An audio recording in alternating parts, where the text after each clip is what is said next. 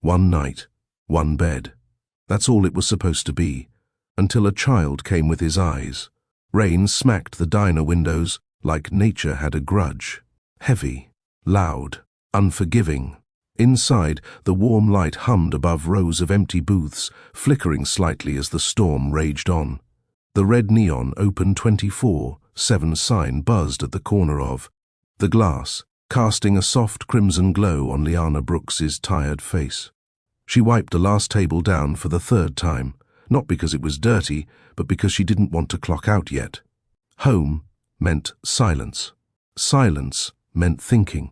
Thinking meant remembering how she'd ended up working late on a Thursday, still chasing tips and counting coins before sunrise. The door jingled. She looked up from the rag in her hand. A man stepped in, tall, soaked, but composed, like the storm hadn't touched him, even though he was dripping from collar to cuff. He moved with a quiet kind of power. Black wool coat, leather shoes with a splash of city mud, dark brown hair slicked back, but not styled, face sharp but calm, cold coffee eyes. He walked straight to the last booth by the window and sat without a word. Liana reached behind the counter, grabbed a menu and approached. "Rough night?" she asked. He glanced up. Black coffee. No sugar. Coming right up. No thank you. No small talk. But something in his tone felt more exhausted than rude. She walked back behind the counter, poured the coffee and brought it to him. "Anything else?" she offered gently. He paused, looking at her for the first time. Really looking. Just peace and quiet, if it's on the menu. She let out a small laugh, surprised by her own smile. "You're lucky. That's our Wednesday night special." He smiled once, a small lift of the corner of his mouth, then went silent again. She walked away, but her eyes kept drifting back to him. There was something about him, like he was used to making hard decisions, like he'd left something important behind, something he hadn't forgiven himself for. He stayed there quietly, sipping his coffee, staring into the window like he was trying to find something in the dark. She worked around him, cleaned, checked the register, glanced at her phone, her ride cancelled. Great. She sighed and checked the bus app. Every route was shut down due to flooding. Her shoulders slumped. She glanced back at the man. Still there, still quiet.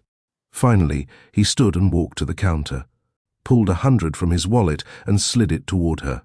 For the coffee and the quiet. "Sir, this is too much. I can't accept. You can—" He turned toward the door and paused as he saw her looking at her phone again. Her lips were tight, frustrated. "Where do you stay?" he asked. Tone direct, but not unkind. She blinked, caught off guard. "East Side. Too far to walk. Come with me." She stared. "I'll make sure you're safe. You have my word." She hesitated. "I don't know you." "I get that." He pulled out his wallet again, not to flash it, but to show her a card. Langdon Enterprises. Stuart Langdon, CEO. She blinked hard. She'd heard that name, seen it on billboards, news articles. One of the youngest billionaires in the country, but he didn't act like it. No arrogance, no charm performance, just a quiet man in a storm. "You're serious?" she asked, almost whispering. "I wouldn't offer if I wasn't." She stared at him for a long moment. Her gut didn't scream danger, just strange, timing. But something in his eyes felt honest. He didn't ask for anything in return, just offered shelter. "Okay," she finally said. He nodded once, no smile this time, just quiet understanding. They rode in silence in the back of a black SUV. Rain pounded the windows like a drumline. She sat on one side, he sat on the other. Neither spoke. The car pulled up to the Langford Hotel, one of the most exclusive hotels in the city. "You own this?" she asked softly. He nodded. Among other things, inside, staff rushed up, but he waved them off. "Power outage hit the upper floors," someone said. "Only ground-level suites have heat right now. One's fine," he replied. He led her into a suite, warm, clean, elegant, but not showy. One bed. Liana glanced at it. "I'll sleep on the couch," he said quickly. "You don't have to." He looked at her, then nodded slowly. "We'll figure it out." She moved to the window, pulling back the sheer curtain. Rain still poured. Lightning flashed across the sky, the kind of storm that rewrote city maps. "You always this calm during a flood?" she asked, half joking. "I've survived worse." "Like what?" He exhaled. Sat on the couch. Marriage, divorce, press, expectations. A life that stopped feeling like mine a long time ago. She turned to face him, crossed her arms gently. "That's honest." He looked at her again. "What about you?" "Lost my mum. Left to raise myself at 24. Thought the world owed me something until I realized it didn't even know I existed." He nodded once. "That's honest." They both smiled. The ice broke. They didn't sleep together. Not right away. They talked. On the bed, lying side by side. Not touching, just breathing in the rare safety of being understood. She told him about growing up in foster care for a few years, about the necklace she always wore that belonged to her mum, about her love for cinnamon rolls and the smell of fresh rain. He told her how money made people love his power, not his soul, about how he could walk into any room, buy it, and still feel empty inside, how he hadn't touched a woman without expectation in years. The space between them got smaller. He brushed her hair from her face. She didn't move away. "You're beautiful," he whispered. Not like a pickup line, but like a man who saw her past the world's noise. She leaned into his palm. That night, they made love slowly. No rush, no demand, just two tired people letting go of the weight they carried. In the morning, she woke up alone.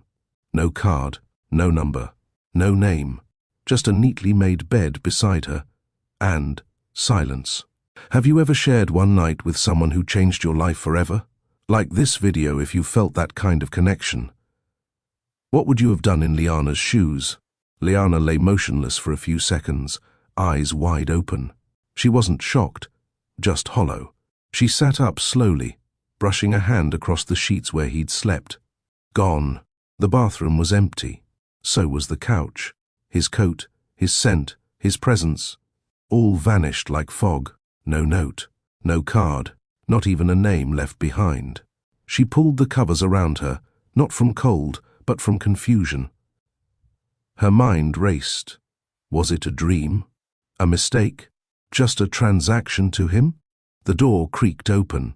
A hotel housekeeper stepped in and froze when she saw Liana. I'm sorry, I didn't know the room was still occupied," the woman stammered. "It's okay," Liana said, her voice low and calm. "He's gone, isn't he?" The woman nodded awkwardly. "Yes, ma'am. Mr. Langdon checked out early this morning. He left the city." Liana didn't respond. She showered, dressed in the same clothes from the night before, and stepped out into the grey morning with nothing in her hands but silence and memory. The following weeks felt like a slow unravelling. Liana returned to her routines. Waitressing, splitting bills, helping her neighbour's teenage daughter with homework. Nobody knew her secret. Not Tamara, not her boss, not even herself at times. She didn't look for him. She figured that was his final message. But 2 months later, her body made one for her. Her morning coffee made her nauseous. The smell of bacon turned her stomach. She couldn't stand on her feet without getting dizzy. Still, she dismissed it. Until the 4th week of fatigue. One cheap test in a tiny bathroom confirmed it. Pregnant. She sat on the closed toilet lid. The test strip balanced on the sink, her hands trembling. Tears slid down her cheeks, not from fear, but from shock. One night, one connection, one mistake, or maybe one miracle. The first person she called was her best friend, Tamara. "Girl, sit down," Liana whispered when Tamara came over. "I am sitting. I'm pregnant." Tamara blinked, waiting for the punchline. "I'm serious," Liana said, holding up the test with a stunned smile. "By who?" Liana exhaled, heart pounding. His name was Stuart. "We met during that storm. He offered me a ride and shelter. We talked. We connected. Connected? Liana wiped her face. I didn't know who he was until I saw his name on a business card.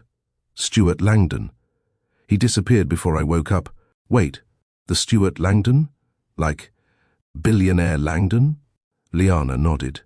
Tamara stared at her like she had two heads. Girl, you mean to tell me you had a one-night stand with one of the richest men in the country, and now you're carrying his baby? It wasn't like that, Liana said quickly. He didn't trick me. He didn't use me. He just left. Tamara stood up and started pacing. So what now? You gonna call him? I don't have his number. You have the man's last name. I don't want anything from him. Liana, this ain't about what you want anymore. This baby deserves to know the truth. Liana looked down, hands resting over her stomach. I'm not going to chase someone who left without a word. I'll do this alone. And she did. She carried Kyla for 9 months with swollen feet, sleepless nights, and no man by her side. But she also carried her with joy. She talked to her belly like it was a friend. She played music to her bump and told her stories about her grandmother. When Kyla came, the room was quiet, just Liana and a nurse who whispered, "She's beautiful," as the newborn was laid on her chest. Curly black hair, a nose like hers. But those eyes, those weren't hers. They were his. Liana named her Kyla Dawn Brooks, because even after a night that ended in silence, this child was her morning. She didn't file for child support, didn't Google headlines. She told herself Stuart probably wouldn't want to be found. Maybe he already had a life, a wife, a world she didn't fit into, so she focused on her own. She picked up catering jobs on the side, saved every extra dollar in a tin behind her stove, and when Kyla turned 2, she launched a tiny home-based business called Kyla's Kitchen, offering healthy, affordable meals to new moms. Her logo? A cartoon version of Kyla with curly hair and wide eyes holding a wooden spoon. It caught attention more than she expected. She was finally building something. Not fast, not big, but hers. Across the city, Stuart Langdon scrolled through his inbox. Endless requests, investment pitches, legal updates. Everything blurred until Nolan, his assistant, placed a small flyer on his desk. "What's this?" Stuart asked. "Random ad came in with the catering drop for the board meeting," Nolan said. "Thought you might want to see it." Stuart lifted it. His body froze. Kyla's Kitchen. There it was, the face he couldn't forget. Cartoon eyes that matched his. A name. A lead. Kyla. His throat tightened. His mind screamed. He stood. "Get me the address. Now." Across town, Liana stood behind a table at a church fundraiser. Warm trays of baked mac, roasted chicken, and collard greens filled the room with comforting smells. Kyla tugged on her apron. "Juice, Mommy?" "1 second, baby." People came. They smiled. They ate. They complimented her cooking. And then, she felt it. A presence. She turned and saw him. Same face. Same posture. But no rain this time. He was wearing a grey coat, tailored, expensive, and his hands were clenched by his sides. She froze. He walked toward her slowly. Her breath caught. Kyla stood between them, unaware of the weight in the air. He knelt down, looked into the child's eyes. "Her name is Kyla?" he whispered. "Yes." "She's mine?" "Yes. I didn't know. You disappeared." "I didn't mean to. I didn't think it would mean anything." "Well, it meant everything," she said sharply, her voice shaking. People around them kept chatting, eating, unaware of the storm between the three of them. Stuart stood. "She's beautiful. She's not your accessory. She's not some charity case you can throw money at. I don't want to throw money. I want to know her. I want to know you. You had your chance. I didn't know. You didn't care to find out." She picked up Kyla. The little girl wrapped her arms around her mother's neck. "I never stopped thinking about you," he said. "But you left without a word," she said, holding her daughter close. She walked away. Again.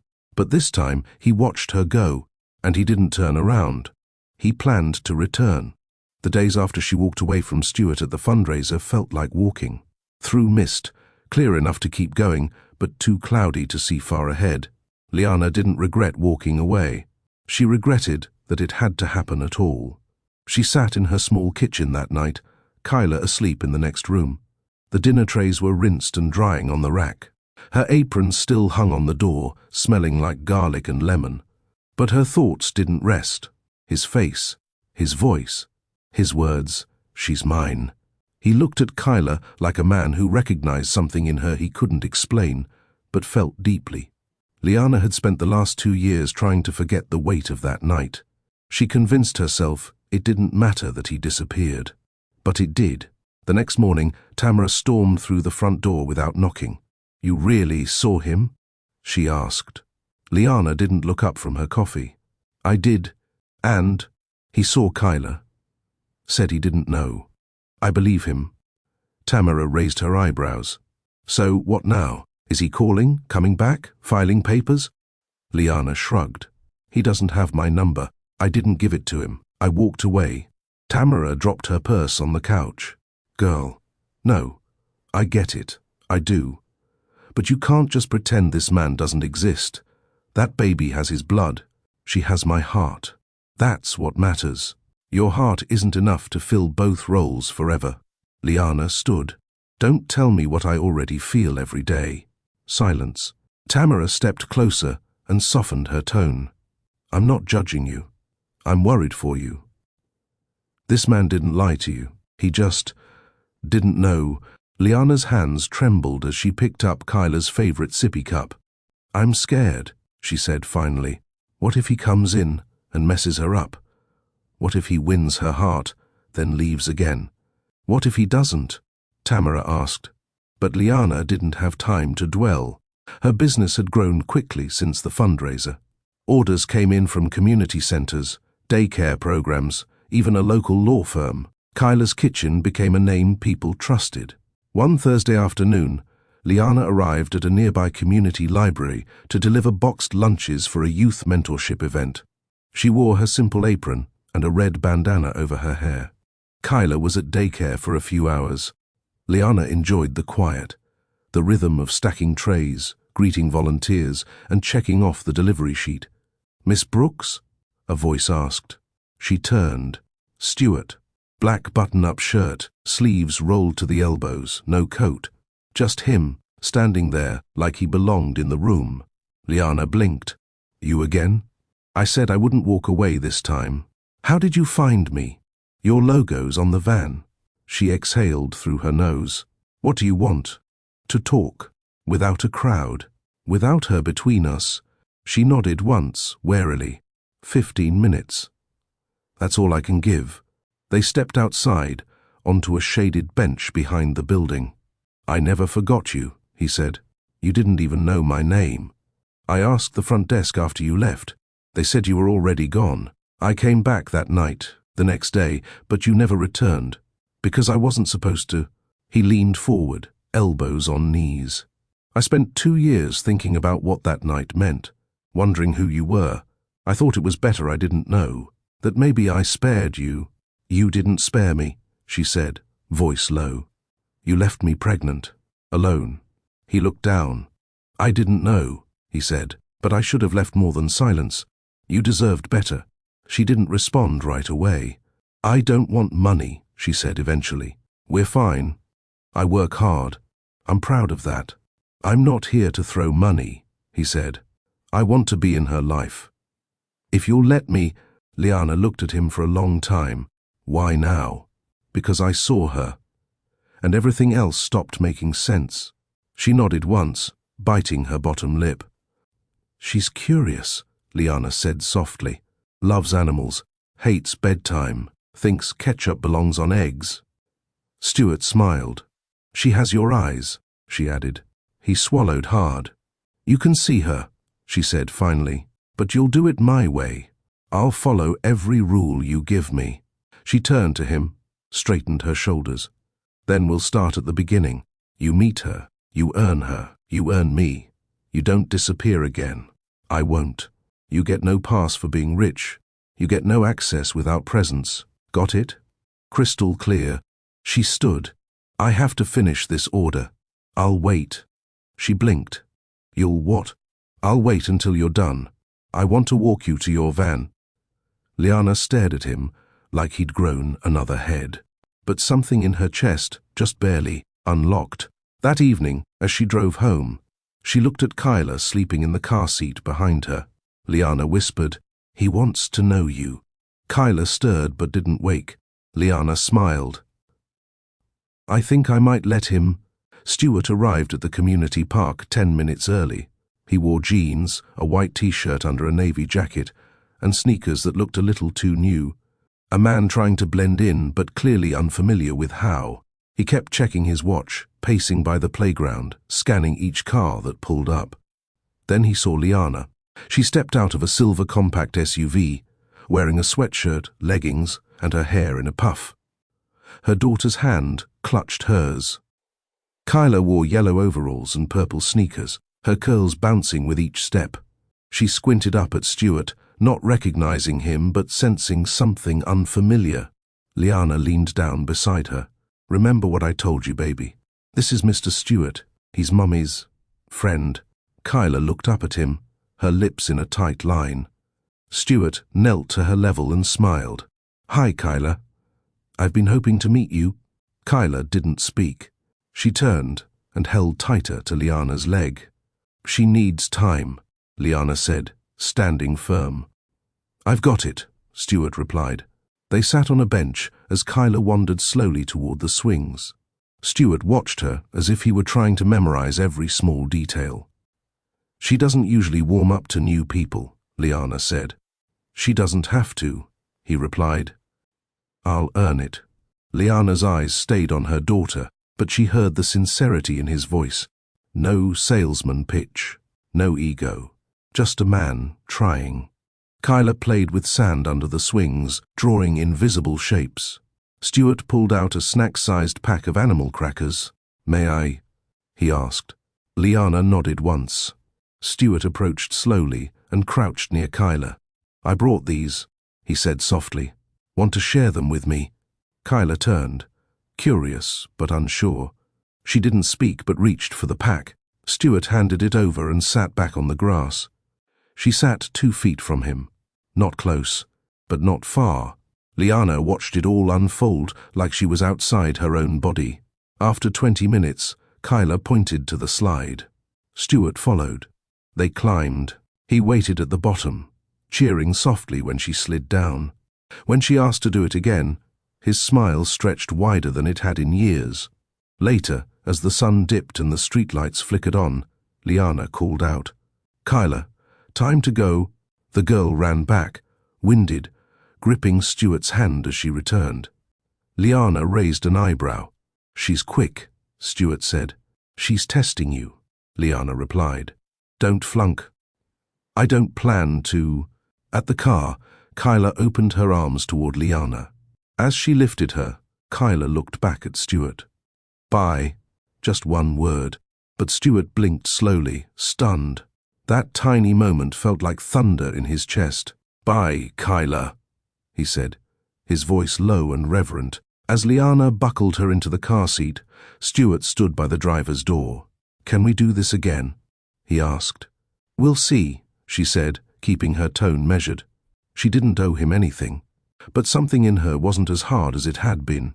That night, she watched Kyla sleep and thought about what her daughter said. A single word that held power. Trust, even if only an ounce of it. Stuart Langdon had showed up once, but one time didn't make him a father. Consistency did. The next week, he returned. Same time, same park. No gifts, no dramatics, just him. Kyla smiled when she saw him this time. Still shy, but less wary. They played tag, collected leaves, and made pretend soup from dirt and sticks. Liana sat nearby, watching, arms crossed but jaw unclenched. A pattern formed. Every Wednesday and Saturday, Stuart showed up. No cancellations, no excuses. He even came once in the rain with an umbrella big enough to cover them both. Liana started leaving them alone for short stretches. She'd sit in the car, checking emails or finishing a meal prep order while keeping the window cracked. One afternoon, Kyla ran to the car holding a lopsided flower crown. "Look, Mommy, we made it together." Stuart smiled behind her, grass in his hair, pride in his posture. "Did he help you pick flowers?" Liana asked. "He made the ugly ones look pretty." Stuart laughed. "Thanks for that." That night, Liana got a text from a number she hadn't saved but now recognized. "Thank you for letting me be part of her world. I won't take it lightly." She didn't reply, but she didn't delete it either. The next Saturday, he arrived with something new. A book, a children's story about a tree who stayed no matter what. He read it to Kyla under the shade of an oak tree. She curled up beside him, listening closely. Liana watched them and, for the first time, felt stillness instead of tension. Later that week, Liana met Tamara for lunch. Over fries and lemonade, she finally let the dam crack. "He's showing up," she said. Tamara raised a brow. "And how's that feel?" "Like I don't know how to feel." "You still mad?" "I don't have the energy for mad anymore." "Are you softening?" Liana stirred her drink. "I don't know. He's good with her. He doesn't push. He just lets her be. And you?" "He lets me breathe." Tamara leaned in. "Then maybe it's not about trusting what he did before. It's about trusting what he's doing now." That night, Liana scrolled through her phone and looked at the unsent draft she'd typed weeks ago. "Kyla talks about you. A lot." She hit send. He replied within seconds. "She changed everything for me." Liana stared at the screen for a long time before typing. "Let's take it slow. But I'm willing to see where this goes." The typing dots popped up right away. "Slow is fine.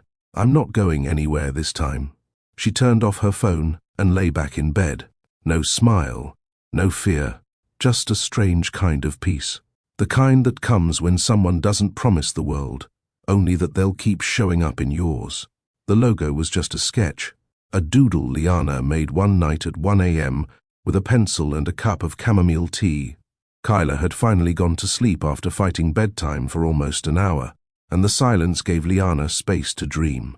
She'd drawn a little girl with 2 puffball buns, smiling wide, holding a wooden spoon twice her size. Big round eyes, familiar eyes. The kind that made people pause when they saw Kyla. Those weren't Liana's eyes. She added a chef's hat and scribbled the name below. Kyla's Kitchen. It was simple, innocent, but it changed everything. Liana never planned to become a business owner. She just needed money. Being a single mom wasn't cheap, and her job at the diner barely covered daycare, diapers, and rent. She started small, offering meal prep services for new moms in her neighborhood. Lasagna trays, roasted chicken, healthy toddler snacks. She delivered everything herself, baby in the back seat, tray strapped down beside her. Then came the logo. Then came the Instagram page. Then came the fundraiser that changed her life. Again. She didn't know Stuart had seen the logo that day. She had no idea he even remembered her face. But when she turned and found him standing beside her catering table, looking at the image of their daughter smiling from a printed banner, the silence in her chest cracked open. That night after the park visit, after he helped buckle Kyla into her car seat, she noticed something. He lingered, not in a creepy way, but like someone holding back the urge to ask a question he didn't know if he had the right to ask. "Spit it out," she said bluntly as she closed the back door. He blinked. The logo. It's her. It's her face. Liana folded her arms. "I know what you're thinking. I'm not angry," he said quickly. "I'm amazed." "Why?" "Because you turned her into something beautiful. You built something out of what I left broken." She shifted. "You didn't leave me broken. Just alone." He nodded. "You're right." They stood there, under the amber glow of a street lamp. Her hands were dry from hours of cooking. His jacket held the faint smell of her daughter's sunscreen. For a few seconds, neither of them said a word. "I want to help," he said. "You're already doing that. Just by showing up. I mean, with the business." Liana narrowed her eyes. You think you can buy your way in? No, he said. I think I can support what's already thriving. She studied his face. His tone wasn't condescending. It wasn't controlling. It was something new, humble. Then start with delivery runs, she said. You've got time and a fancy car. Let's see how good you are with hot trays and GPS. His eyes lit up. Done. The next day he texted her early. Good morning, ready to be your delivery guy. What time do I show up? She smiled and sent him an address list and instructions, 3 stops. Do not mix up the labels. He arrived wearing black joggers, a grey tee, and an apron she didn't give him. He looked absurd and adorable, and she tried not to laugh when he held up a box of biodegradable food containers like he was presenting gold. You labeling these with her stickers? He asked. Yep. Customers love seeing Kyla's face on the boxes.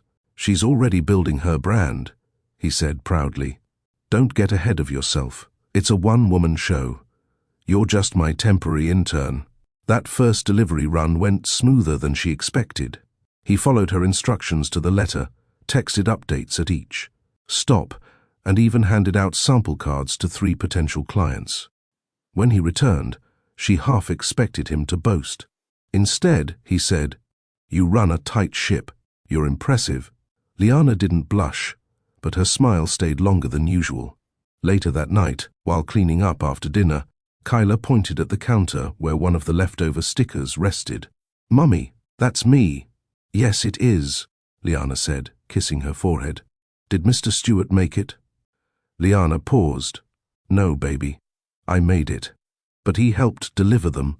Kyla seemed satisfied with that answer and returned to her applesauce. Liana turned her attention back to the dishes, but her thoughts drifted. She remembered the girl who cried in a hospital room with no one to hold her hand. The girl who changed diapers with shaking fingers and went back to work 5 days after birth. The girl who built a brand out of grit. And now, here was Stewart, washing delivery trays in her sink, sleeves rolled up, elbows dripping. I know I don't say it much, he muttered. She glanced over. Say what? I'm sorry. For disappearing. She dried her hands and faced him. You've said it without words. He looked up, surprised. You being here?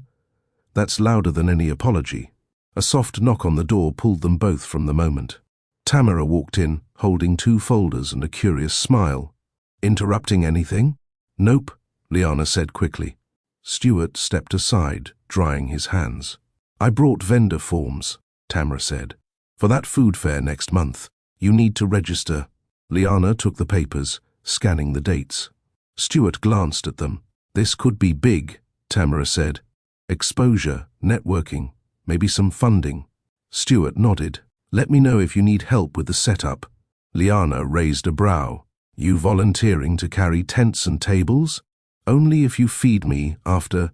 They all chuckled, and the moment felt easy, almost too easy.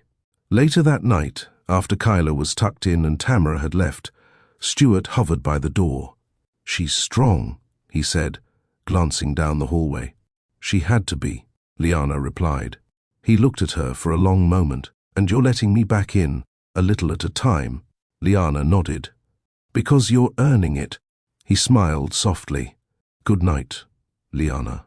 Good night, Stewart. She watched him walk away, not with sadness, but with awareness. He wasn't the man who left without a word anymore. He was the man walking back, 1 step at a time.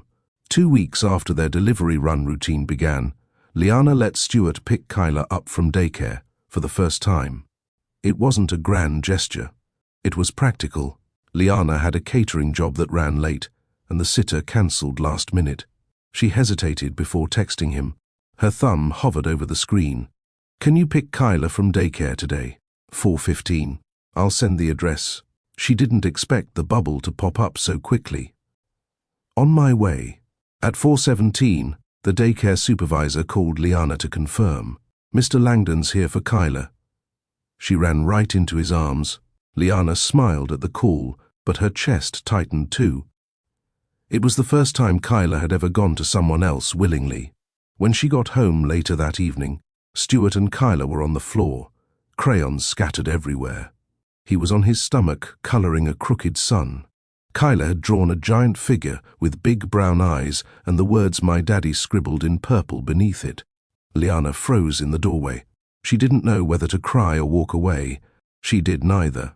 Stuart looked up, his smile fading a bit when he saw her expression. "She asked who I was," he said gently. "I didn't lie. I told her I'm the man who loves her very much. I said I'm trying to be in her life because she's special." Liana looked down at the drawing. Her heart thumped. "She wrote that herself," Stuart added. "I didn't ask her to." Kyla jumped up and hugged Liana's legs. "Mummy, look what we made." "I see, baby. You did great." Later that night, once Kyla was tucked in, Stuart stayed behind and helped Liana clean up the last few orders. They worked in silence, the kind that didn't feel awkward anymore. "I didn't mean to cross a line," he said quietly. "You didn't," Liana answered. "She knows something's always been missing. She just doesn't have the words yet. I don't want to confuse her." "You won't, if you stay consistent." Stuart set down a dish and dried his hands. "She's mine," he said softly. "I feel it, every time she laughs, every time she grabs my hand. It's like I was always meant to be here. I just didn't get here in time." Liana's eyes found his, slow and searching. "You're here now," she said. "And that's what she'll remember." They stood close, closer than they had in weeks, not touching, not rushing, but no longer strangers. That night, when Stuart left, Liana didn't lock the door behind him right away. She stood there, palm against the wood, wondering when her walls started softening. The next day brought a surprise neither of them expected. A citywide small business spotlight from a major online magazine emailed Liana. Someone had nominated Kyla's Kitchen for the fall feature. The editor wrote, "We love your brand story. Your logo caught our eye. A young black mother building a business around her daughter's image? It's powerful, personal, and deeply marketable." Liana sat at the kitchen table reading the email again and again. She hadn't submitted anything. She hadn't told anyone about the spotlight. Only one person came to mind. She called Stuart. "I didn't nominate you," he said immediately. But I shared your page with a friend who writes for the platform. They're the ones who submitted you, so you put the wheels in motion." "I saw something worth celebrating," he said. "You've been working in silence long enough." Liana didn't know whether to thank him or hang up, so she did neither. "I haven't said yes yet," she replied. "It's your choice. But the world should see what Kyla's mom built." Liana stared out the window, thinking about all the mornings she woke, up before the sun just to prep food and still pack a diaper bag. All the nights she stayed up labeling containers while Kyla slept on the couch next to her. She clicked reply on the email and wrote, "Let's talk." The article dropped 2 weeks later. The mother behind Kyla's Kitchen, building more than just meals. It went viral in their community within hours. Orders doubled. Local vendors called to collaborate. A small grant offer hit her inbox the next day. Stuart texted her a single line. "Told you, the world needed to see you." Liana didn't respond, but her chest warmed anyway. Kyla's Kitchen became more than a side hustle. It became a movement. Young mothers reached out, asking how she started. Churches invited her to speak. One night, after putting Kyla to bed, Liana stood in the middle of her kitchen and whispered, "We did it, baby girl." Behind her, Stuart walked in holding 2 mugs of tea. "You're still standing," he said with pride. "I haven't sat down in 2 years," she smiled. He offered her a mug and leaned against the counter. "You know, you could be on billboards. I don't want fame, I want freedom. For me, for her." He nodded. "And maybe a commercial kitchen with better counters." He chuckled. "Let me know when you're ready. I'll invest." Liana raised a brow. "You'll partner?" "No, I'll follow your lead." She sipped her tea. "I'll think about it." They stood there, 2 people who shared a bed once, but now shared something deeper. Time, trust, effort. "Stuart," she said slowly, Don't fall in love with this idea of us. Fall in love with the truth. He stepped closer. The truth is, I never stopped feeling what I felt that night. She held his gaze. And now, I feel it more. Because I know you. Because I see you. Liana's voice dropped to a whisper. Then keep seeing me. He nodded, closing the small space between them. Not touching, not yet. But he was closer than ever, and she wasn't stepping back. Liana didn't realize how many people were watching until they started talking. The article about Kyla's kitchen had gone viral locally, but it reached places she hadn't expected. A cousin she hadn't spoken to in years sent a voice note. An old co-worker who once laughed at her for carrying her baby on delivery runs now reposted the story with clapping emojis, and she did that. But the real noise came from the whispers. Isn't that the girl who had a one-night stand with that billionaire? She really kept the baby? He's back in her life now. Must be nice. She heard them at the farmer's market, saw them in the comment section of a random post, and she felt it every time someone smiled too wide or asked too many personal questions about Stuart. Tamara noticed it too. They're eating it up, she said, scrolling on her phone. And I don't mean your food, Liana sighed, rubbing her temples. I didn't ask for all this attention. You didn't have to. Your story sells. I'm not a brand. I'm a mother. You're both, Tamara replied. But the second you let him in your space again, the story became public. Liana's silence was sharp. Tamara leaned forward. You sure about him? I'm sure about his effort. Tamara tilted her head. That's not the same as being sure about him. Liana stood and poured more lemonade. Effort is all I'm asking for right now. But even as she said it, part of her wondered, how long will he try? And what happens when the trying gets hard? That weekend, Stuart asked to take Kyla out for their first solo outing, just the two of them. Liana hesitated. He noticed. I'll keep it short, he promised. Just the park and some ice cream. I'll text every 30 minutes. I'll drop her off exactly when you say, you'll have her back by 4 p.m. Sharp, she said firmly. Stuart nodded.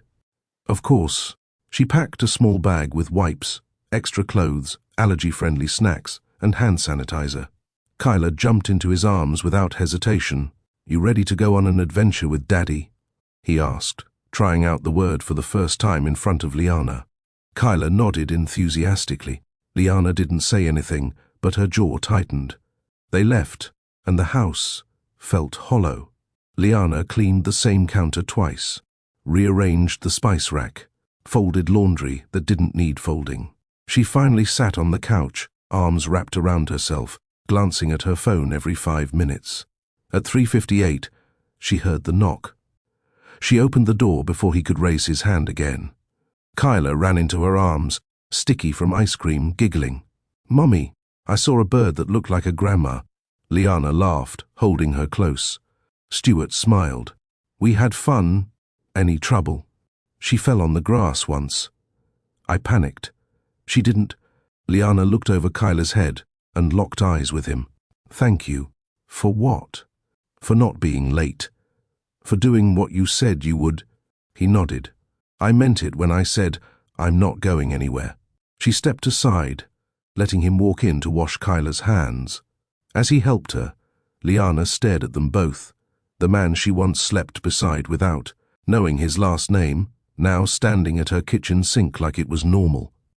When Stuart left that night, he paused at the door. Liana. She looked up. I'm falling in love with her. Her breath caught. She's easy to love, she replied. I want to say it's just about her, he added. But that wouldn't be honest. Liana held his gaze, voice steady. You don't get to walk back in and say that like no time has passed. I'm not asking for everything. Good, she said, because you haven't earned it. His shoulders dropped slightly. Not from defeat, but respect. Understood, he whispered. But I'll keep showing up. She nodded once and closed the door softly behind him. Her hand lingered on the doorknob. 3 days later, Stuart invited them both to a small family event, his father's retirement brunch. He said it would be low-key, just close friends and family, no press, no pressure. Liana didn't answer right away. His family? Tamara gasped when Liana told her. Already. He says he wants them to meet Kyla, or he wants to prove something to them. Liana narrowed her eyes. He doesn't need to prove anything. He's rich. Trust me, he's always proving something to somebody. Liana turned away. I don't want Kyla being treated like a public statement. Then don't let her be. That night, Liana stared at her closet, debating whether to say yes. Kyla twirled in the hallway in her socks, singing made-up songs. Would you want to meet your grandpa? Liana asked gently. Do he have juice? Liana smiled. Probably. Then yes. Liana chuckled, still unsure. But something inside her said it was time to see what Stuart's world looked like, and whether it could ever truly make space for hers. The Langdon estate sat just outside the city, nestled behind tall iron gates, and a long winding drive lined with trimmed hedges and white magnolia trees. The house wasn't loud or gaudy like some billionaire homes Liana had seen in magazines. It was quiet wealth, historic, understated, the kind of place built to last, not just impress. As Stuart pulled into the driveway, Kyla sat in the back seat, humming, with her shoes off, holding her stuffed bunny like it was armor. You nervous? Liana asked. Kyla shook her head. They got juice, remember? Liana smiled faintly. Her nerves were louder than her daughter's calm. Stuart glanced at her from the driver's seat. We don't have to stay long, just brunch. We eat, we smile, we leave. You sure they'll smile back? He parked and placed the car in park. They don't run this. She stared out the window for a second before unbuckling her seatbelt. He came around to help Kyla out of her seat, lifting her gently and settling her on his hip. The little girl leaned her head against his shoulder. As they approached the front steps, the door opened. A tall woman stood in a sleek black dress, pearls around her neck, and lips pressed so tight they might never part. Her hair was silver blonde, not a strand out of place. Behind her, a man with salt and pepper hair gave a polite smile. Mother, father, Stuart said as they reached the door. This is Liana. And this, he added, adjusting his hold on Kyla, is Kyla. His mother didn't speak. Her gaze dropped to the child, lingered, then rose again. His father stepped forward first. Welcome, he said, extending his hand to Liana. I'm Douglas Langdon. It's good to finally meet you. Liana accepted the handshake, firm but cautious. Thank you for having us. Kyla peeked up at the older man. Do you got juice? Douglas chuckled. We sure do, sweetheart. That cracked the first layer of tension. Stuart's mother stepped aside wordlessly, allowing them in. The inside of the home smelled like fresh flowers and cinnamon. A long dining table had been set in the sunroom. Glass walls, gold flatware, white napkins. Everything pristine. Almost too pristine for a toddler. Liana reached for Kyla's hand, but Stuart still held her. May I? He asked quietly. Liana nodded. She followed behind, keeping a calm expression, but her eyes scanned. Everything. Every glance, every pause, every tight-lipped smile.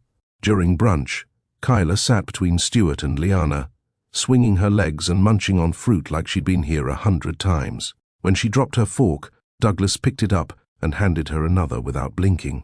Stuart's mother flinched. So, she said finally, cutting into her salad, Kyla's adorable. Liana gave a small smile. Thank you. How old is she? 2 years and 4 months. A very particular age. Stuart stiffened slightly. Liana didn't blink.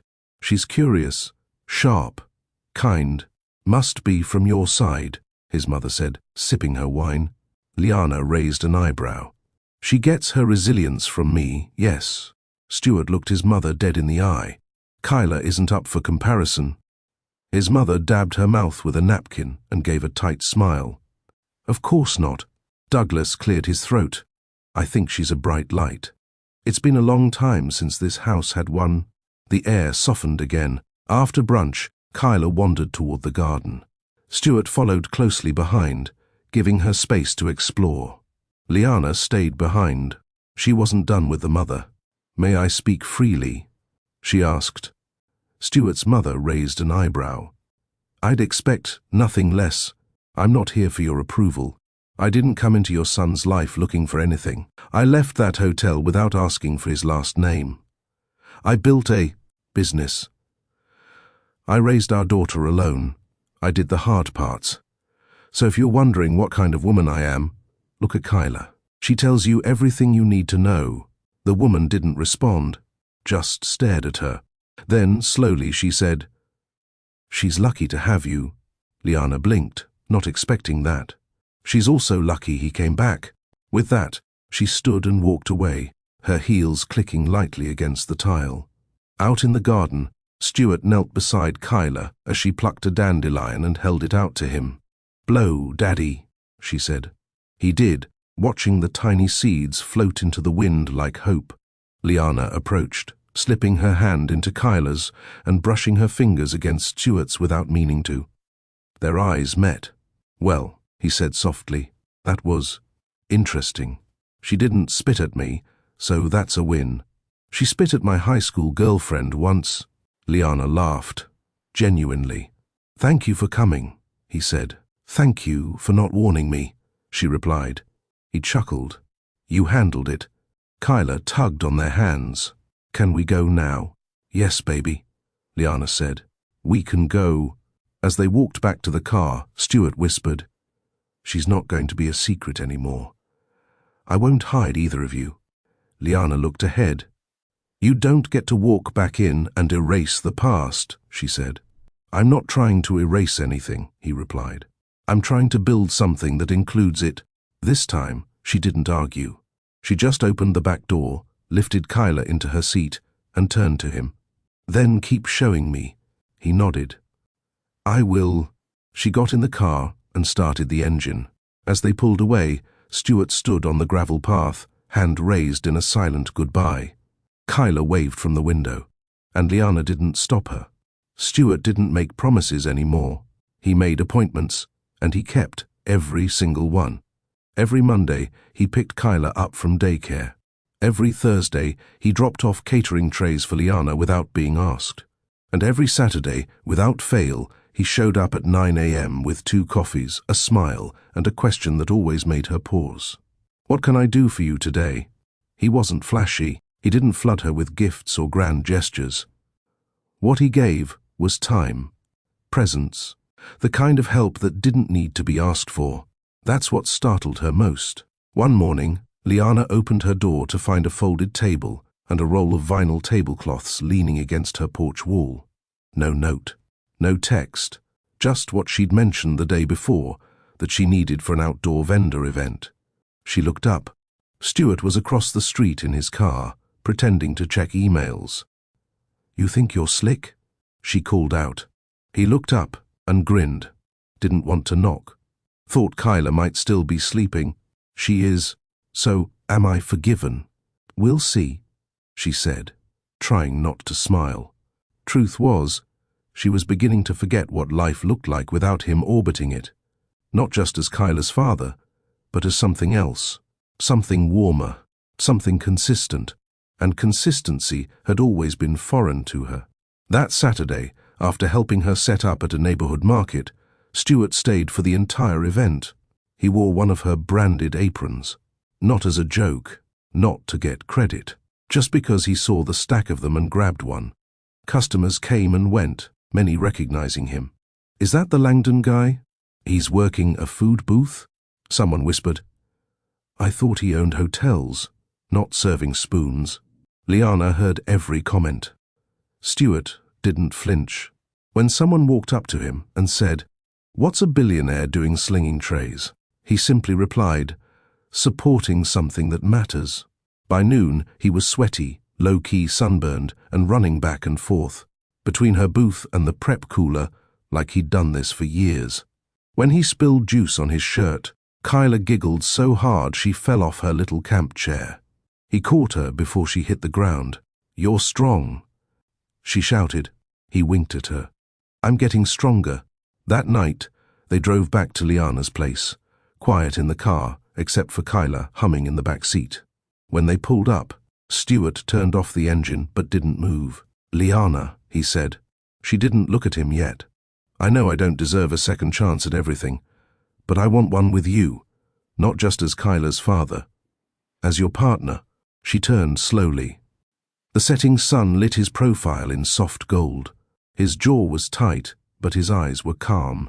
"You want me," she said carefully, "or you want the idea of redeeming yourself?" He didn't hesitate. "You? What does that even mean?" "It means I wake up thinking about you and go to sleep, hoping you're not still angry. It means I've fallen in love with how you think, how you fight, how you love her. It means I see a life where the three of us don't have to be pieces. We can be a whole." Liana looked at him, lips parted, but unsure what to say. "You're still healing," he added. "I know that. So I'm not asking for anything tonight. I'm just saying I'm not walking away." She exhaled through her nose. "Then stay for dinner," she said quietly. He looked at her, surprised. "But don't try to impress me," she added. "Just be here." "I can do that." Inside, Kyla was already pulling plates from the low cabinet. "We having noodles?" she asked. Liana smirked. "Sure are." Stuart rolled up his sleeves. "Point me to the pot." Dinner was chaotic, in the way only toddler dinners could be. Kyla spilled water twice, declared war on green peas, and insisted her bunny needed a seat at the table. Stuart went along with every demand like it was the most natural thing in the world. When Kyla yawned mid-sentence, Liana looked up. "Bedtime. 5 more minutes," Kyla pleaded. 3, Liana countered. Kyla looked at Stuart. "Can Daddy do bedtime?" Liana's heart skipped. Stuart looked at her, waiting for permission. She nodded. He carried Kyla down the hallway, whispering something soft. Her giggles faded into the bedroom. Liana cleared the plates slowly, letting the silence wrap around her like a blanket. 10 minutes later, Stuart returned. Quietly. "She's out," he said. "Didn't even make it to page 3 of the book." Liana chuckled. "You have the voice for story time." He walked into the kitchen, picked up a towel, and began drying dishes without being asked. "You're settling in like this is your home," she said, half joking. He paused, then looked at her. "Maybe one day." She didn't reply. But she didn't stop him either.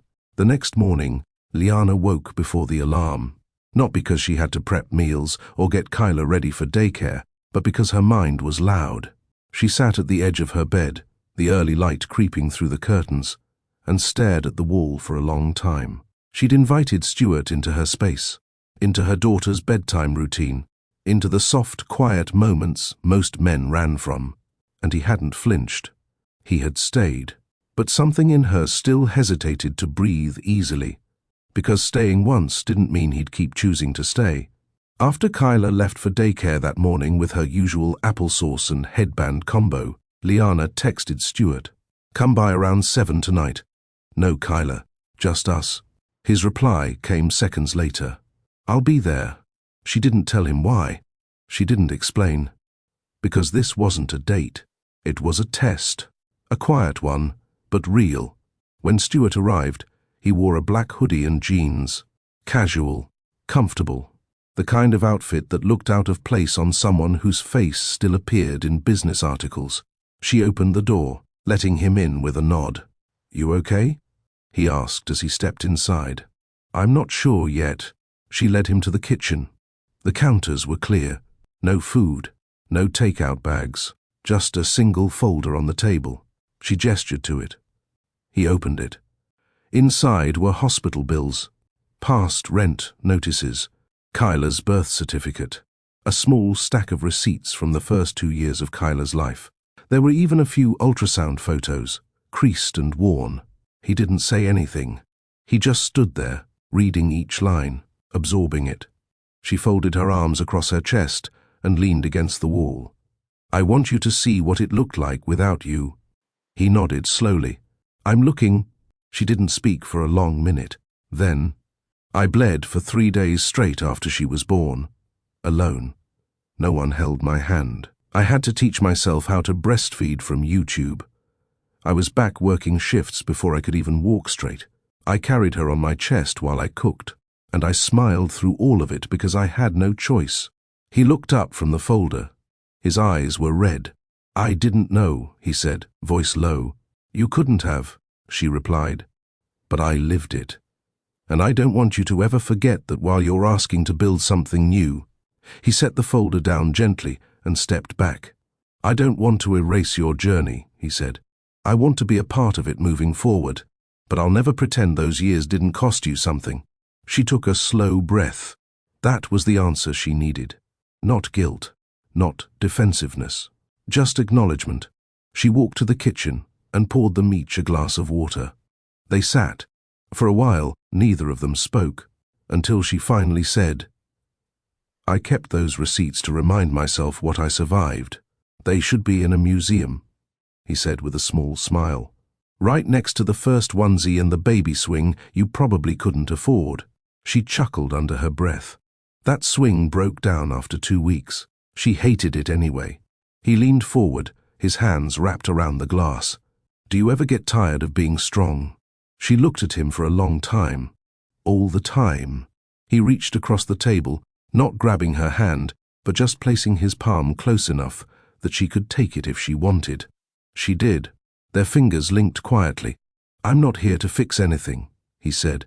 "Just to stand next to you while you keep building." Her throat tightened.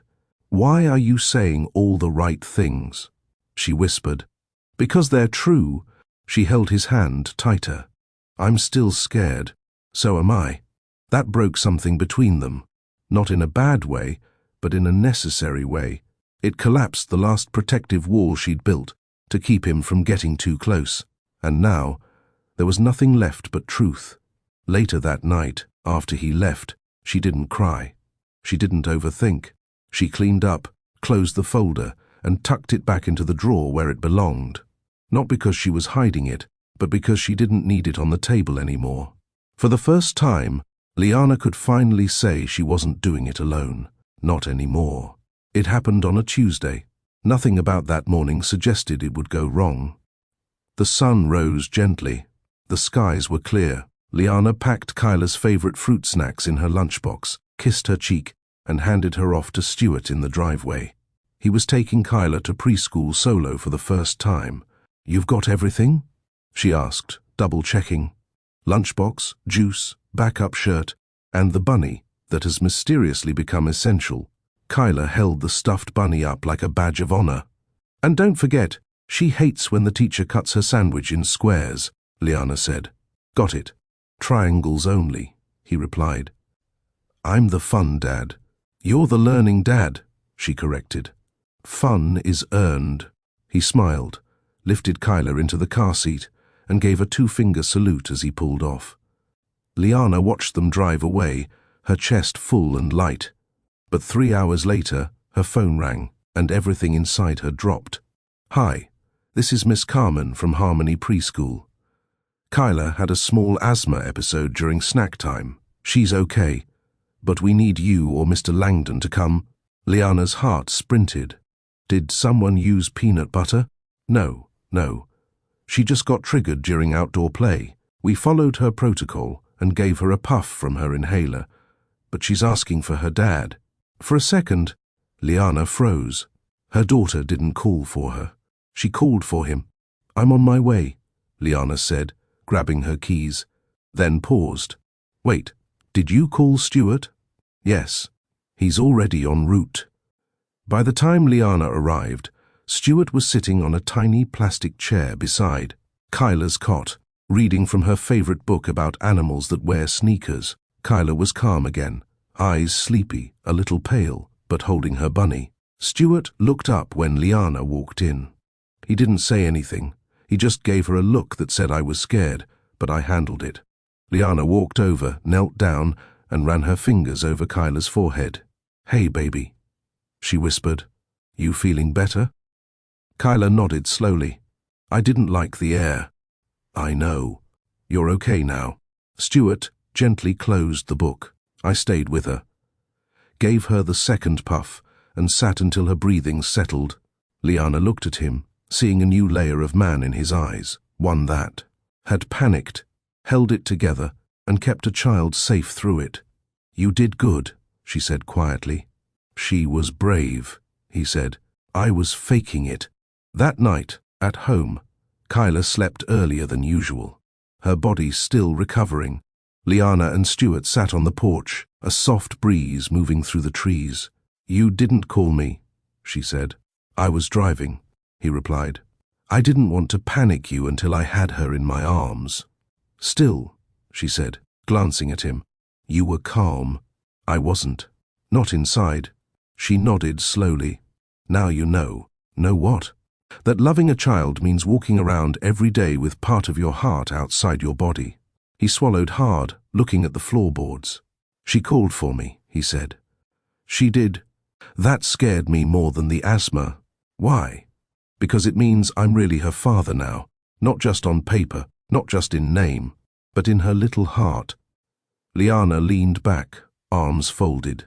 "She's always known," she said, even before she had the words. A pause passed between them. Heavy, real. "She needs us both," Stuart said. "Not sometimes, not when it's convenient." "I know. I want to talk about school," he added. "Long-term plans, health insurance, legal rights. I want to do it the right way." Liana turned to him, surprised. "You're serious?" "I want to be listed, officially. I want joint guardianship. I want to share the responsibility, not borrow it." She stared at him, blinking slowly. "You've thought about this?" "Since I left the preschool parking lot." She didn't respond for a long moment. "Let's start by writing down what Kyla needs," she said finally. "Not what we want, what she needs. Then we'll figure out how to build around that." He nodded. "That's fair. And no lawyers yet," she added. "Let's be parents before we become clients." His mouth lifted into a small smile.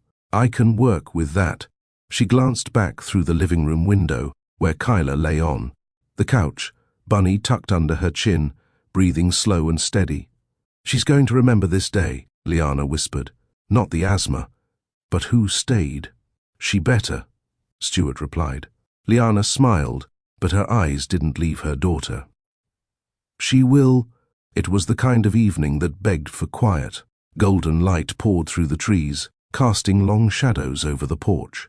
The neighborhood was calm, kids inside, parents winding down, the hum of life softening with the sunset.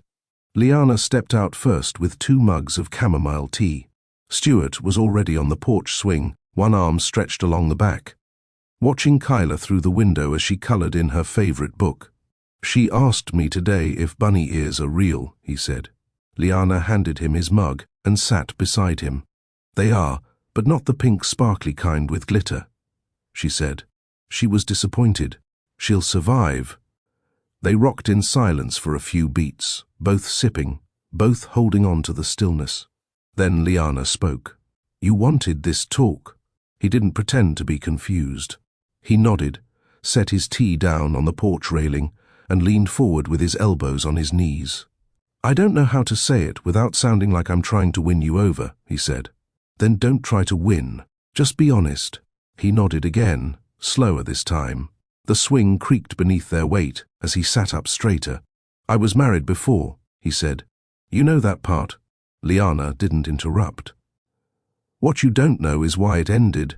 He paused. "She couldn't have children," he continued. "We tried, for years. IVF, surgeries, natural remedies, the works. But it didn't happen. And the silence between us grew loud." Liana blinked, but kept still. "She started to resent me. I started staying at work longer. We became strangers in the same house. Eventually, she said something I couldn't unhear." He swallowed hard. "She said I'd make a terrible father, that I was too cold, too focused on control, that if we did have a child, they'd probably grow up hating me." Liana finally spoke. "Is that why you left that morning? After we spent the night together?" He turned to her slowly. "Yes, I scared you.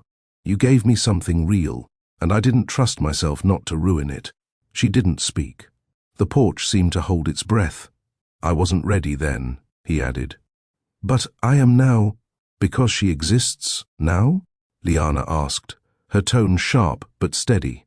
No, because she taught me I don't have to be perfect, just present. Liana looked down at her hands. I used to think you were heartless. I was numb, not heartless. You left without a word. I thought I was protecting you. She finally looked up at him. I didn't need protection. I needed respect. I know, he whispered. I failed you. A long silence followed, the kind that tastes like truth. Then Liana leaned back, holding her tea close. I didn't tell you I was pregnant because I didn't think you deserved to know. His eyes widened slightly, but he didn't argue. I was angry. I felt disposable. And I didn't want to raise my daughter thinking she came from that. I understand, but I was wrong to hide her, she added. He looked at her sharply. You weren't wrong. You did what you had to do. No, I did what hurt less. That's not the same thing. Stuart didn't move, didn't speak. She continued, Kyla deserved to know you sooner. Even if I wasn't ready to face you, I'm here now.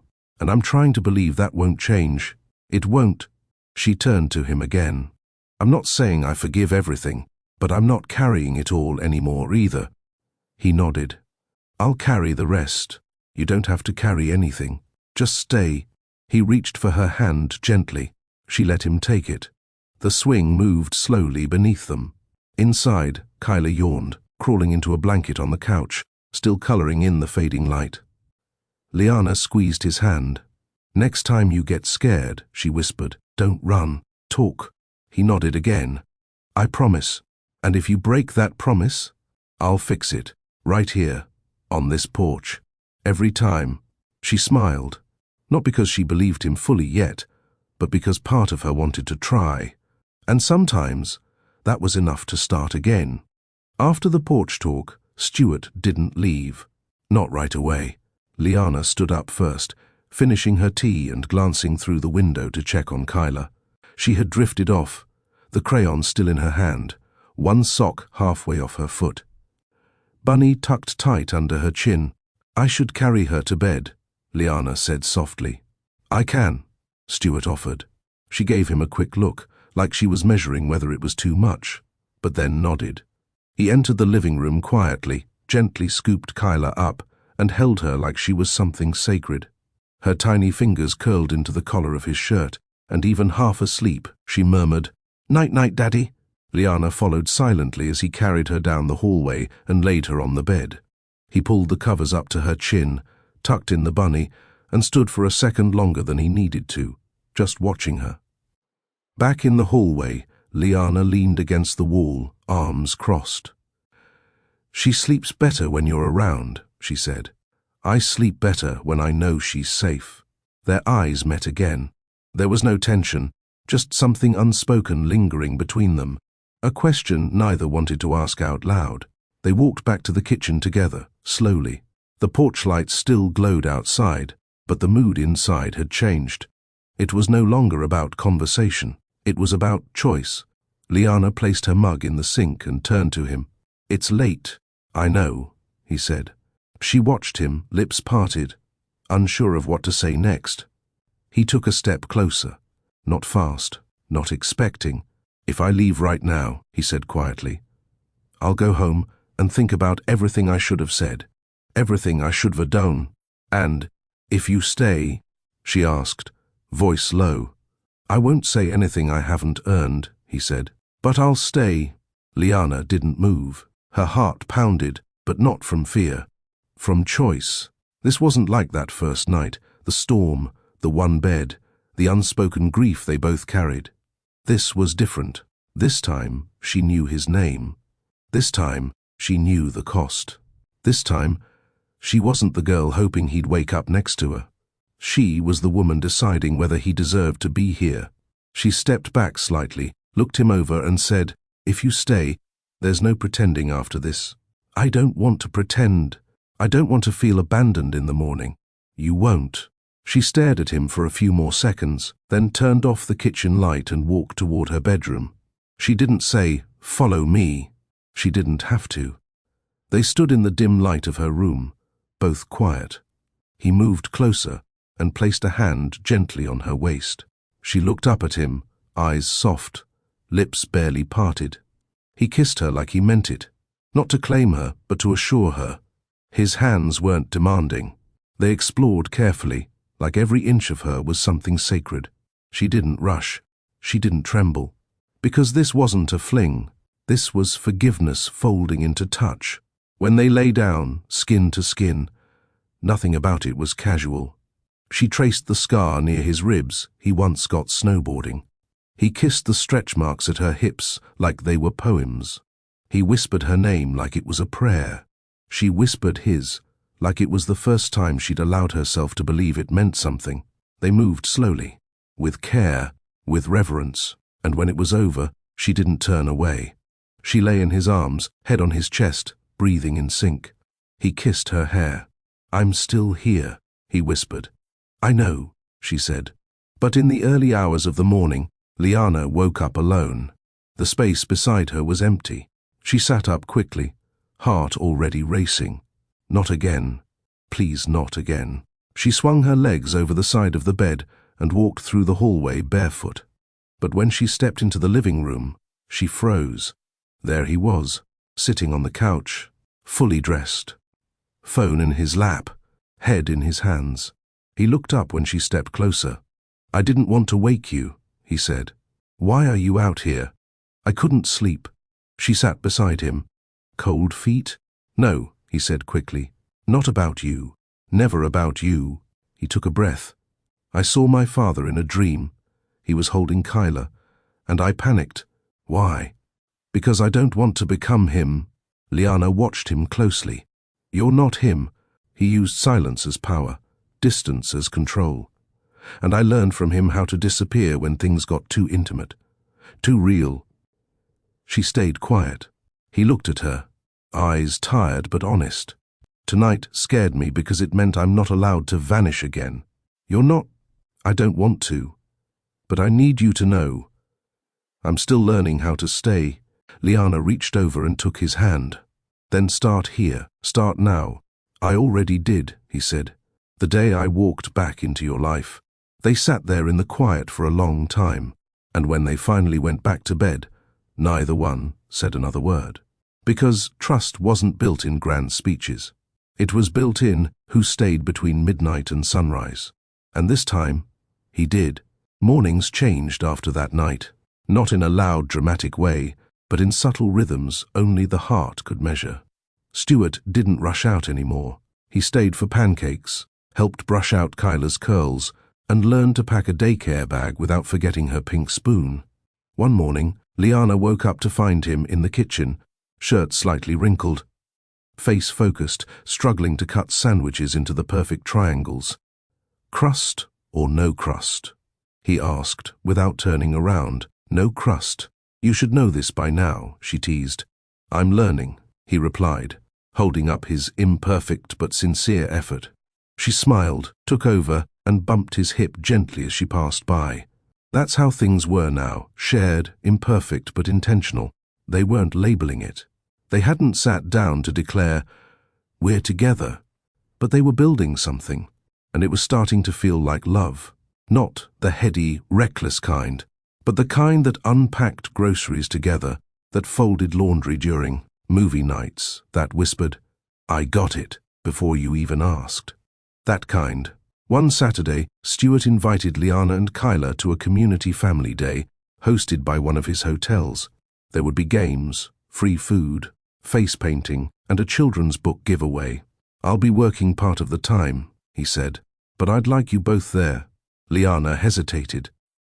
"I don't want to feel like some showpiece." "You won't be," he promised. "You'll be exactly what you are, my family." It was the first time he'd said it out loud. And when he saw the way her eyes flicked away, half afraid, half moved, he stepped closer. "You don't have to say it back, but that's how I feel." She nodded. "We'll be there." Kyla had her face painted like a butterfly and ran around the hotel lawn chasing bubbles. Stuart stood behind the prize booth, wearing a branded polo, talking to guests and sneaking glances at his daughter every 2 minutes. Liana sat under a tent, watching it all with a lemonade in hand. When one of Stuart's business partners came over and extended a hand, she braced herself. "You're Liana," he said warmly. "We've heard a lot about you." She raised an eyebrow. "Good things, I hope. The best," he said. "And Kyla's face is on his phone screen. I think half the staff already calls her the unofficial boss." Liana relaxed a little. Later, when Stuart finally got a break, he sat beside her, sweat at his collar, grinning. "She beat 2 executives in ring toss," he said. "I think she's going to take over Langdon Enterprises by age 10. Liana laughed. He leaned closer. "You've changed me. I didn't set out to." "I know. That's what makes it real." She looked at him. "I'm scared sometimes," she said, "of how easy this feels. I keep waiting for it to fall apart." "Me too," he admitted. "But maybe it won't." She studied him. "Promise me something. Anything. If it ever gets hard, if we argue or things feel messy, don't run." "I won't." "Say it." "I won't run, Liana. Not from you. Not from Kyla. Not from this." She held his eyes, then took his hand. It wasn't a grand moment. No fireworks. No dramatic kiss. Just fingers laced together under a family tent. But it meant everything. That evening, back at her place, Kyla was asleep early, worn out from the sun and excitement.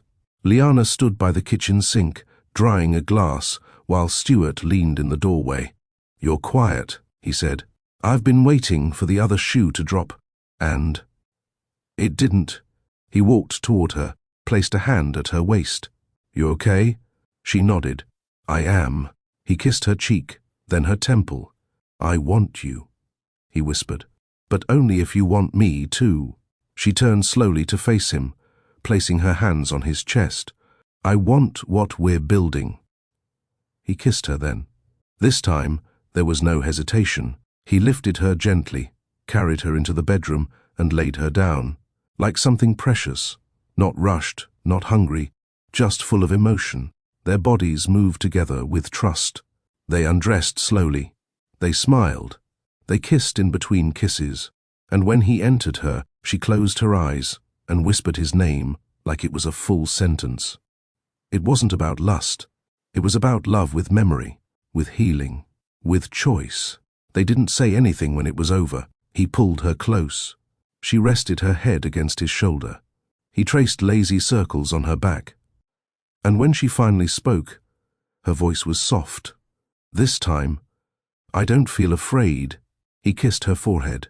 This time, he said, "You're not alone." The next few weeks moved like music. Soft mornings, shared routines, 3 toothbrushes on the bathroom sink, Kyla's giggles filling the hallway, Stuart's jacket hanging by the front door. It was no longer just her house. It was their home. Stuart made dinner some nights, terribly but with heart.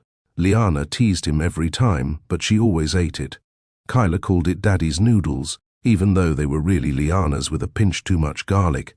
On weekends they did yard sales, story time at the library, and Sunday, morning pancakes, complete with syrup fingerprints on the walls. And for the first time in a long time, Liana wasn't waiting for things to fall apart. She believed it, believed him, until the phone rang. It was a Thursday evening. Liana had just finished placing an online grocery order. Kyla was dancing in front of the TV with Bunny in hand.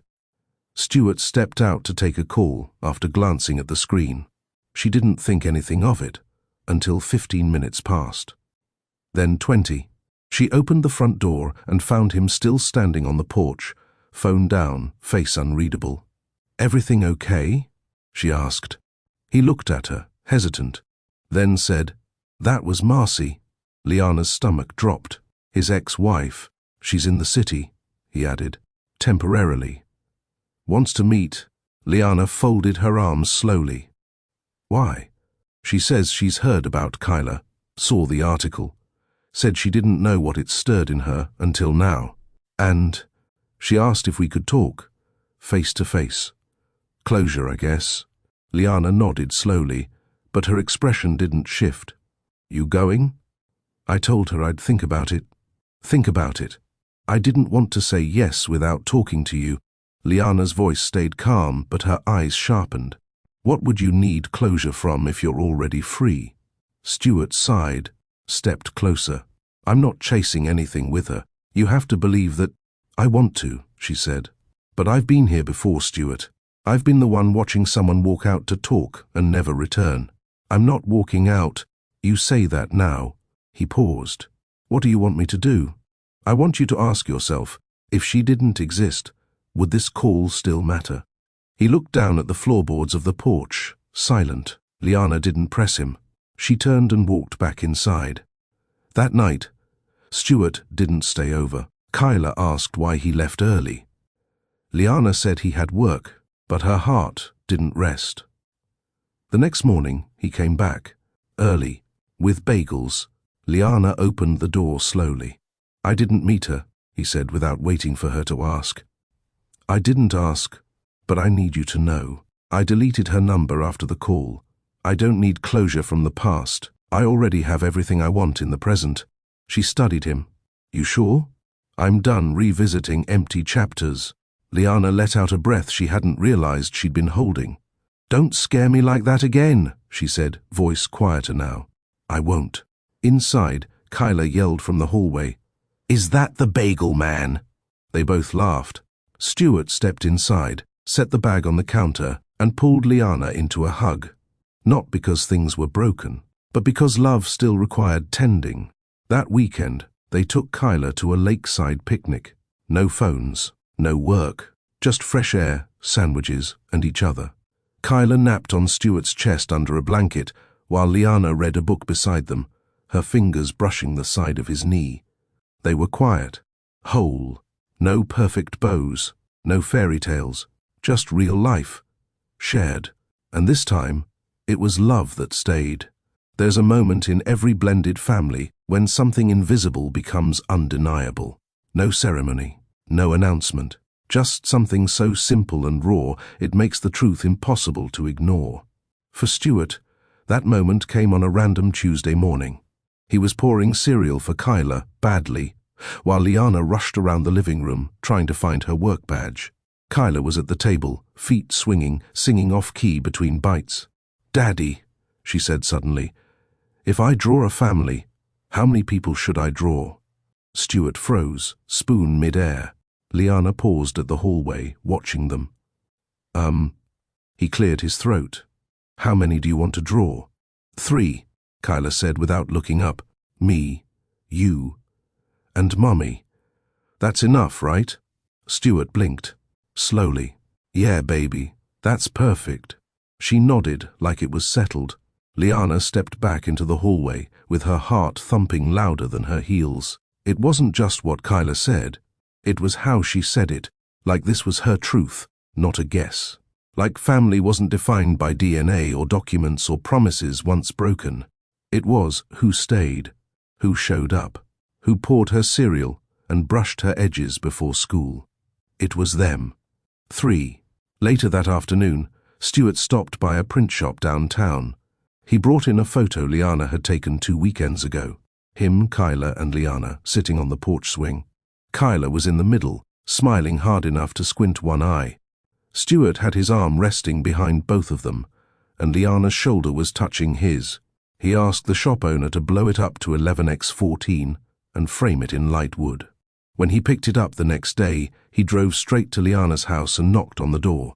She opened it with a skeptical smile. You're early. I brought something, he said. Is it dinner? Better.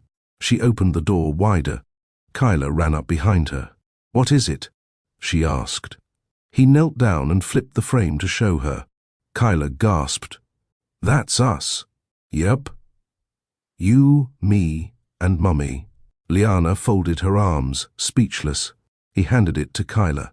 Where should we hang it? Kyla pointed to the wall between the hallway and the kitchen. Empty, clean, central. Right there. Liana stepped aside, letting Stuart grab a small nail and hammer from the toolbox in the pantry. He hung it gently, adjusted it twice, and stepped back. They stood together, quiet, staring. It wasn't just a photo. It was a declaration, their first picture on the wall as a family. Liana swallowed hard. "Looks good there," she said. "Looks right," he corrected. Kyla tilted her head. "Now everyone will know who I belong to." Stuart crouched beside her. "You belong to you, baby girl, but we're lucky we belong with you." That evening, they made spaghetti together in the kitchen. Kyla wore her apron. Stuart stirred the sauce. Liana made salad and side eyes at both of them whenever they added too much garlic. The house smelled like comfort, like something built. After dinner, while Kyla drew in the living room, Stuart and Liana sat at the table, drinking tea. "Thank you," she said softly. "For what?" "For not rushing me. I'm not here for speed. I'm here for the long haul." Liana studied him. "And what does that look like to you?" He leaned forward. "Waking up with you every morning, packing lunches, kissing you when you're mad at me, picking up our daughter from school dances, growing old without ever wondering if I should have done more." Her hands were wrapped around her mug, but she didn't drink. "I used to think love like that wasn't for me," she said. "And now?" She glanced toward the hallway where their photo hung. "Now I'm scared of how much I want it." He reached out, resting his fingers lightly over hers. "Don't be scared. I've got you, and if I fall apart one day, I'll be there to hold the pieces." She blinked slowly. "You make it sound easy." "It's not," he said, "but it's worth it." They didn't kiss, not yet, but she didn't pull her hand away either. That was enough. The next morning, Kyla pointed at the photo on the wall before heading to school. "Mummy, we need another one with Bunny in it." Liana laughed. "Next time." Stuart lifted her into his arms and kissed her cheek. "I think we need a whole wall." Liana raised an eyebrow. "Slow down, Langdon." He grinned. "I meant it. More pictures, more memories. We're just getting started." As they walked out the door together, Kyla in the middle, swinging their hands, Liana thought to herself, "Maybe we are." It was a calm Friday morning when Stuart brought up something that had been resting on his chest for weeks. They were on Liana's porch again. Kyla was at daycare, and the silence between them was comfortable until he broke it. "I want to make it legal." Liana looked up from her cup. "What do you mean?" "I want my name on her birth certificate. I want to be recognized, not just in presence, but on paper." Liana's jaw tensed slightly. He noticed, "Not to take anything from you. I just want what's already real, acknowledged." Liana looked away, breathing slowly. "You've never overstepped."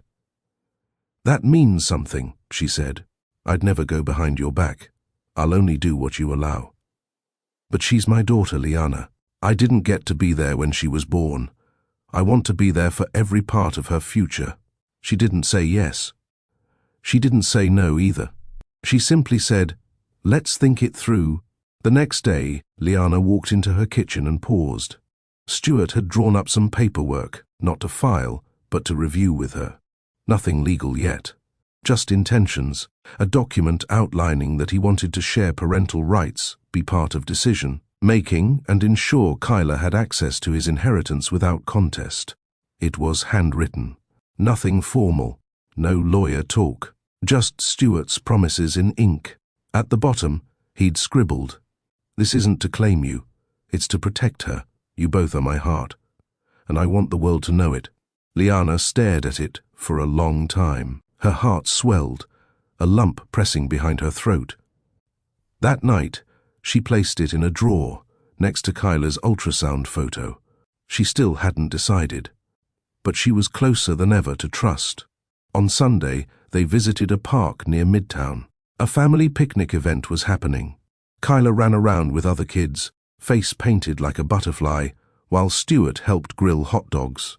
That's when a voice sliced through the music. "Well, this is new," Liana tuned sharply. A tall, silver-haired woman in a cream coat stood near the picnic table. Sunglasses perched on her head, a cold half, smile on her lips. "Mom," Stuart said, stepping forward, clearly caught off guard. Liana's face froze. His mother? Cecilia Langdon was known across the city for her philanthropy, her power, and her razor-sharp opinions. Liana straightened up, but didn't smile. Stuart moved to intercept. "I didn't expect you here," he said. "I came to donate." Cecilia replied, glancing at Liana. "But I see you've made additions to your life." Her tone was coated in polite venom. Stuart shifted. "This is Liana Brooks. And that little girl with the glitter shoes? That's Kyla, my daughter."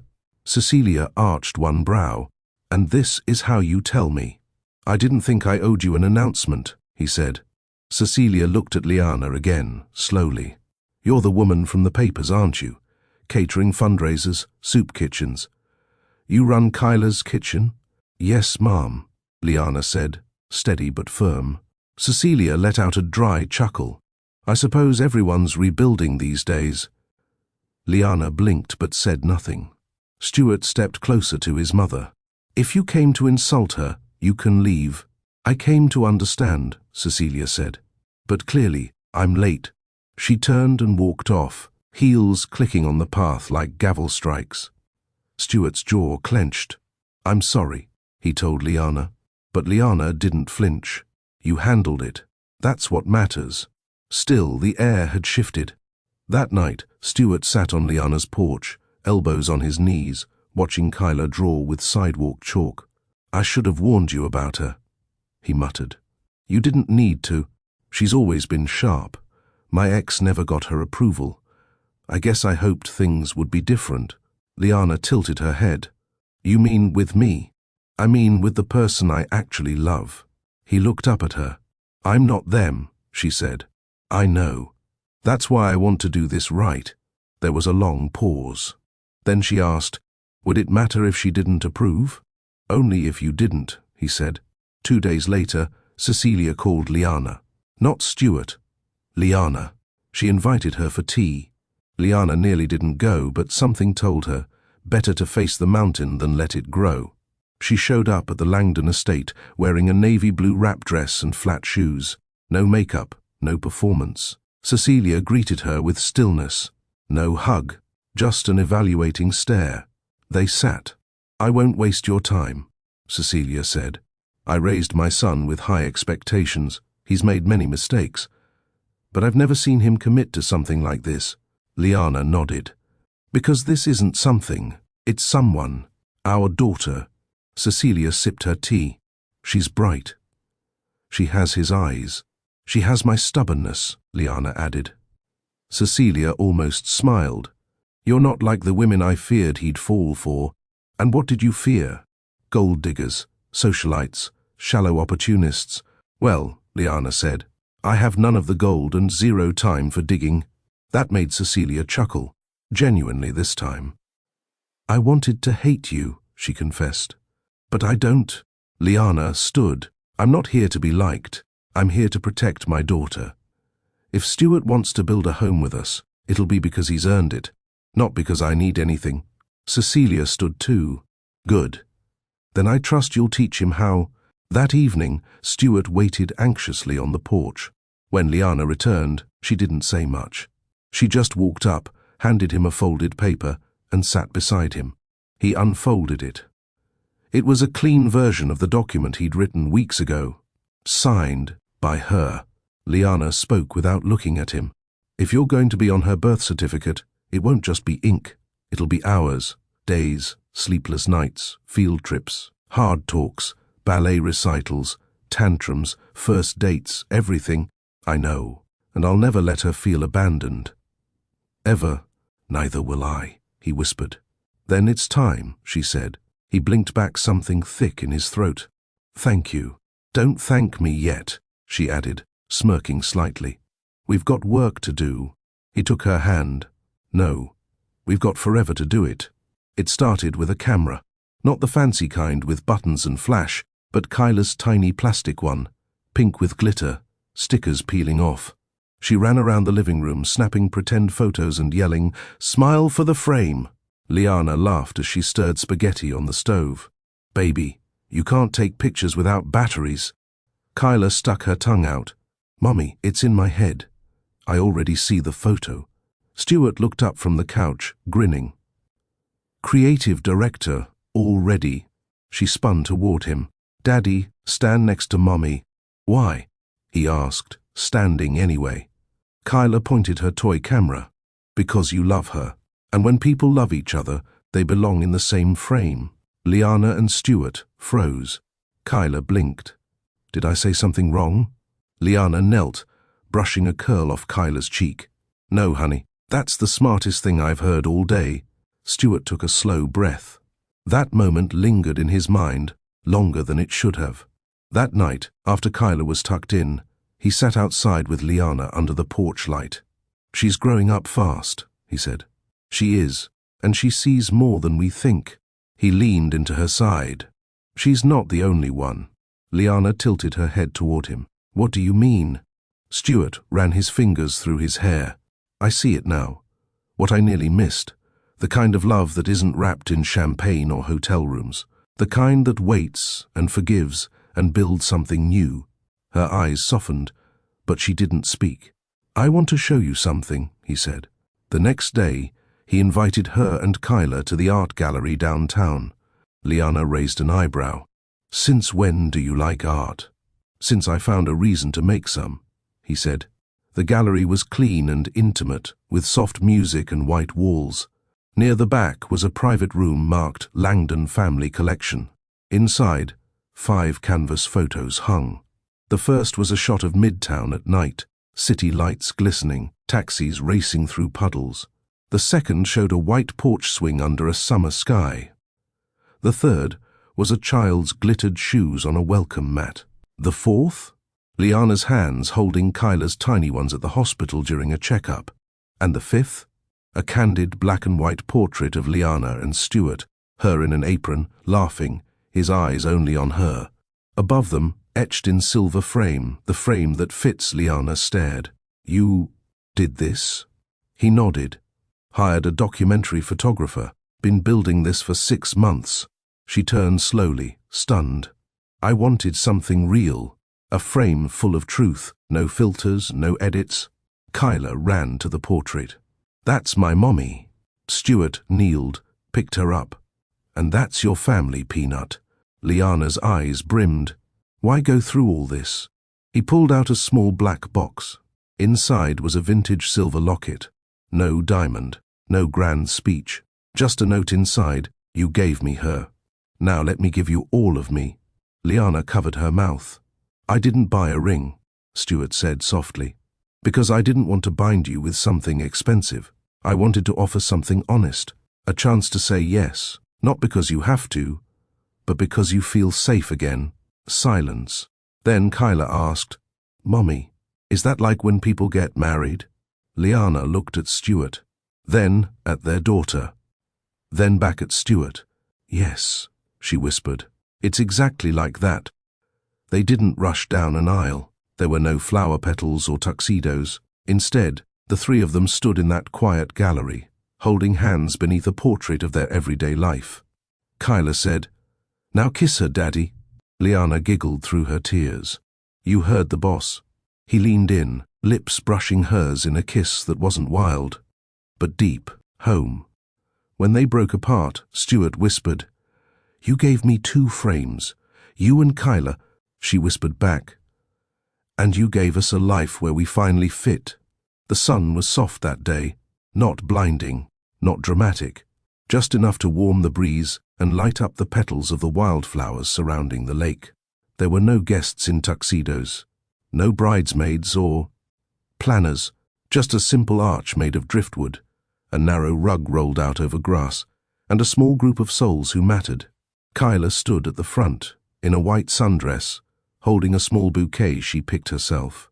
They're daisies and dandelions, she had whispered, because Mommy always said weeds are just flowers with bad press. Stuart stood a few feet away in a navy shirt and slacks, no tie, just a calm expression, and his eyes fixed on the small cabin path behind them. From the trees, Liana appeared. No wedding gown, no veil, just a soft peach dress that hugged her in all the right ways and made her glow. Her hair was pinned up with a few curls spilling down her neck, and in her hands she held the same locket Stuart had given her. She walked slowly, with no one on her arm, until Stuart met her halfway. He held out his hand, not saying a word. She placed hers in his. We're walking the rest together, she said. And they did. They stood before a justice of the peace who didn't bother with lengthy speeches. He simply looked at them and asked, "Why are you here today?" Stuart turned first, "Because I walked away from the best thing that ever happened to me." But she still opened the door again. "This time, I won't take one step without her." Then Liana said, "Because I thought love was something that disappeared in storms. But this love stayed, even after the water dried." The officiant smiled. "That's all I need." Rings were simple, gold, engraved inside with Kyla's name. As they exchanged them, Kyla shouted, "Don't forget to kiss." The small gathering laughed. Liana leaned in and kissed Stuart slow and full, like she finally exhaled after years of holding her breath. Applause came not from a crowd, but from a few people who had become pillars. Stuart's assistant, Nolan, Liana's boss from the diner, her childhood friend May, and Kyla's daycare teacher. It was small, but it was everything. Later that evening, after cake and music and dancing barefoot in the grass, they sat on the porch swing outside their new home. Kyla was inside with her favorite book, the one Stuart had read to her every night for weeks before this day. Liana leaned into Stuart's chest, the swing rocking gently beneath them. "You know," she said, "I never imagined I'd end up here. Not with you. Not like this." "I did," he whispered. "You did? After that first night. The way you listened. The way you didn't try to impress me or seduce me. Just sat there and made me feel seen. I went home and dreamed of you for weeks. You never said that before. I was ashamed. I left like a coward, thought it was the right thing to do." She touched his hand. "We both thought we were doing the right thing. Doesn't mean it wasn't wrong." He nodded slowly.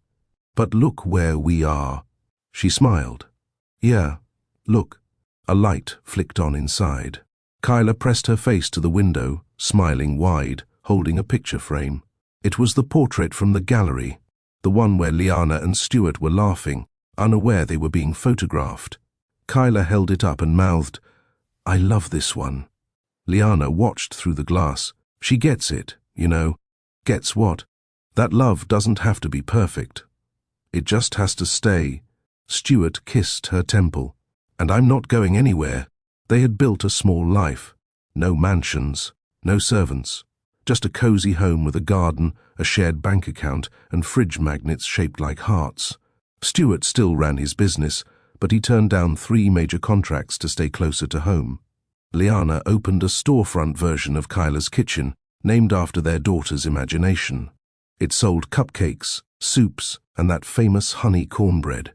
They were still learning each other. He snored. She kicked in her sleep. He liked steak. She preferred tofu, but they laughed more than they argued. And when they did fight, they never slept angry. One night, after closing the shop, Liana found Stuart and Kyla asleep on the living room floor, surrounded by drawings. He had fallen asleep helping her design the new cafe logo. She stared for a moment, his arm around her, her head on his chest. She took a photo. Later, she printed it and placed it in the frame above the fireplace. When Stuart woke up the next morning, he stared at it in awe. "What's this one called?" he asked. Liana handed him a sticky note. He read aloud, the frame after all the others. She smiled. "Because love isn't built in a single moment. It's framed, one quiet day at a time." Stuart looked at her. "I love you. I love you too." And across the room, Kyla whispered in her sleep, "Smile for the frame." If this story moved you, share it with someone who still believes in second chances, quiet love, and the beauty of building something real. And don't forget to subscribe for more stories that feel like home.